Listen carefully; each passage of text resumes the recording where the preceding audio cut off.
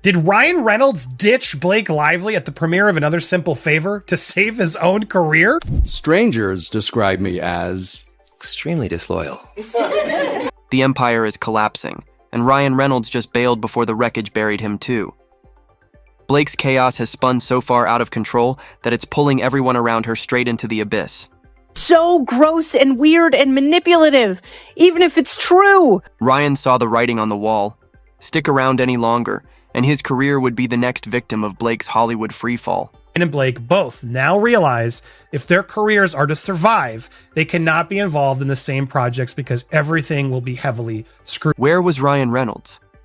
That was the only question echoing when Blake Lively hit the red carpet alone, flashing that brittle smile like nothing was wrong. But everything was wrong. A Simple Favor 2 was supposed to be her shining moment, but all anyone noticed was the glaring Ryan-shaped void at her side. Insiders are spilling on the real reason why Ryan Reynolds left Blake Lively alone on the red carpet amid the Anna Kendrick beef, and it's all about money. One awkward handhold, no couple poses, nothing. And don't tell me he was too busy.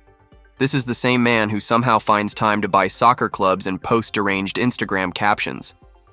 But when it comes to showing up for his wife, suddenly he's booked solid. It sounded awful, like to a point like, I'm like, damn. Naturally, the media exploded. Was this some calculated PR stunt or an actual relationship implosion? Turns out, both. A Daily Mail insider says Ryan and Blake knew they couldn't keep walking carpets together if they wanted to salvage their careers. Their big SNL cameo? That was the test run.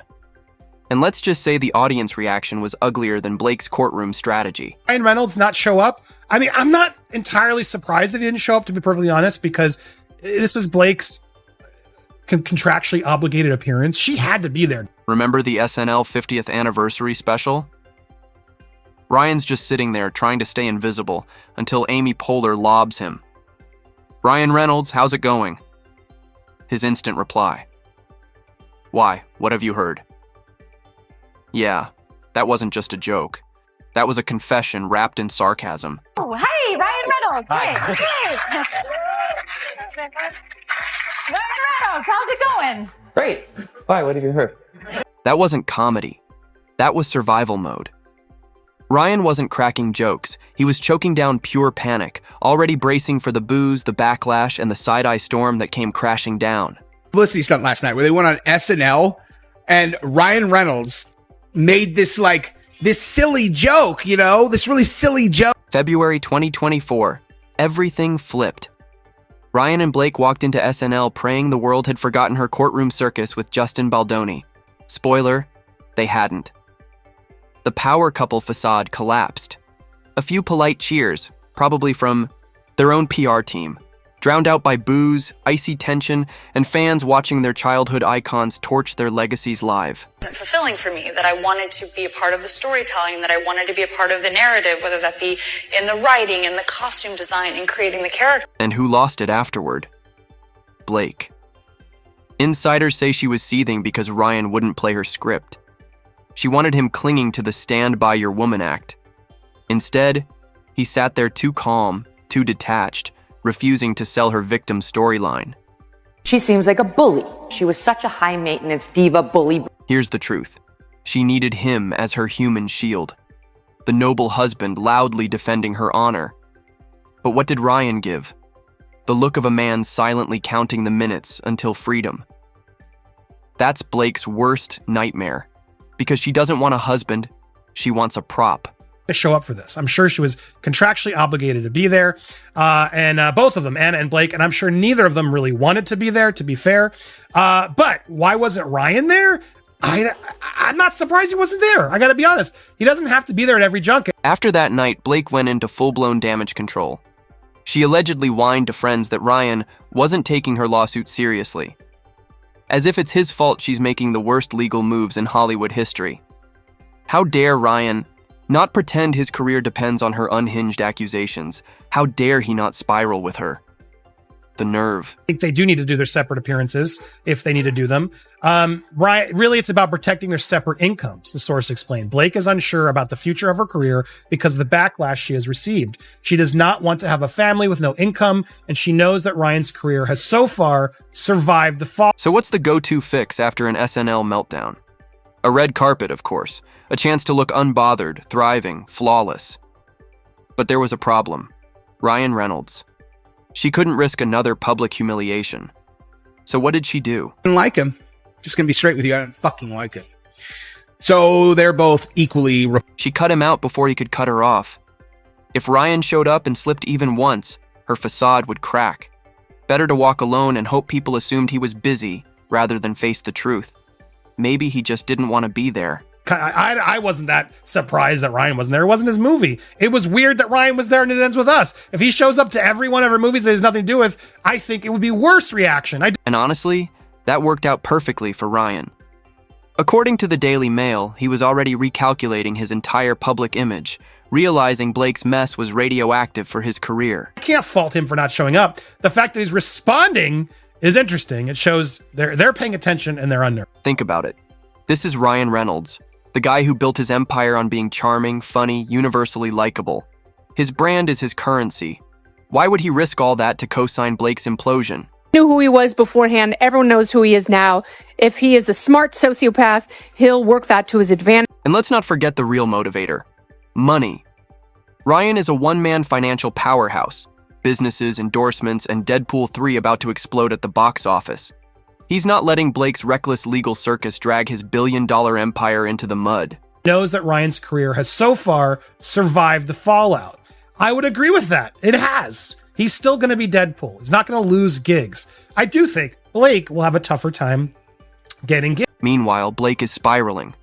Insiders say she's terrified her career can't withstand another scandal. She's not an A-list draw anymore, and her entire brand as America's sweetheart is cracking. Without it, what's left? That's why she's pressuring Ryan to play the dutiful husband, to prove she still has clout. One of those guys. So they are absolute bullies. Ryan's not taking the bait. He's seen exactly what happens to anyone who stands too close when Blake detonates. Just ask Justin Baldoni, 1 minute respected filmmaker, the next public enemy #1 for daring to resist her demands. Ryan's no fool. He knows better than to let her sink his ship too. I do think Blake will have a tougher time getting gigs, not because of a retaliation campaign, but because of her demanding authorship. Go make your own movies, Blake. Go make your own movie. You have the funds, the support, apparently. You have Hollywood friends who have your back. Now the premiere snub makes sense. Ryan isn't skipping a carpet. He's executing a slow, strategic exit from the entire circus. And the kicker? Blake knows it. That's why she's spinning the independent strong woman act, pretending she doesn't need him. But the truth couldn't be louder. Ryan didn't just miss a premiere. He saw the storm coming and got out of the blast zone. No, what Blake's done to Justin is worse, but we've got such tunnel vision on bad, good, bad. Blake really thought she had this one locked, didn't she? She stormed in, filed that harassment suit against Baldoni in December 2023, and assumed Hollywood would instantly rally behind her. Why? Because she's Blake Lively. She banked on the idea that one shout of "Me Too" would exile Baldoni forever while she floated away crowned as some fearless feminist icon. Even their solo projects are going to be scrutinized. You guys clearly aren't backing down. You're frustrated with them, and I hear why. I am too. If they really played the power moves that they did and lied. Here's where it all imploded. Blake never expected Justin Baldoni to hit back, and not just hit back, obliterate her case with a $400 million countersuit. One move, and her entire narrative collapsed. This wasn't petty drama. This was one of the biggest celebrity legal wars of the decade. The issue is, Blake Lively's done awful things to Justin and needs to pay the price in court. We'll find it out. Then came the real shocker. In February 2024, Baldoni filed a $250 million lawsuit against the New York Times, accusing them of planting a pre-written hit piece before Blake's accusations even went public. Translation: the Times wasn't reporting the story. They were part of the plot. Blake thought she was playing chess, but somehow she still lost the game. Person is not an honest broker. I believe her less than ever. I actually disbelieve her fully now. The deeper you dig, the messier it gets. This case started looking less like a legal battle and more like a rejected Gossip Girl script, because suddenly a cheating scandal burst wide open. Blake Lively, Hollywood's so-called golden girl, the sweet and polished perfect wife. Turns out, she was the one chasing Baldoni, and not gracefully. We're talking desperate DMs, embarrassing flirty comments, stuff that read like a 14-year-old fangirl's diary. She's completely flirtatious with him. At one point, Blake actually told Justin to try it pregnant under one of his workout videos. What does that even mean? Who says that? She was so lost in her delusion, she thought she could get away with openly pursuing a married man. This wasn't harmless set flirtation, this was obsession. And when Justin rejected her, she flipped the script and painted herself as the victim. No amount of I'm sorry's will ever undo it. Hurt people hurt. The twist? Justin didn't just ignore it. He called her out. Publicly. He flat out denied everything, labeling her behavior unprofessional. Witnesses backed him, saying she was the one demanding steamier scenes. She was the one sneaking rewrites. She was the one crossing lines. Blake managed to turn a failed crush into a multi-million-dollar legal war. She laughs and says, oh, did you get beard on me? She doesn't say, oh my God, you nuzzled me and said that I smell good. This is what she's done throughout. And where was Ryan in all this? At first, standing by his wife, convinced he was defending her honor, until the receipts started dropping. Suddenly, Ryan wasn't the loyal husband. He was the humiliated fool, dragged into her circus. Imagine. Thinking you're shielding your wife from predators, only to realize she was the problem all along. But Blake wasn't finished. As her case fell apart, she pulled her most desperate stunt yet. A fake voicemail designed to frame Baldoni. Will happily participate in releasing any further leaks that they have because the truth should be out there. What does she have to fear if she's telling the truth? February 2024. Everything flipped. Ryan and Blake walked into SNL praying the world had forgotten her courtroom circus with Justin Baldoni. Spoiler, they hadn't. The power couple facade collapsed. A few polite cheers, probably from their own PR team, drowned out by boos, icy tension, and fans watching their childhood icons torch their legacies live.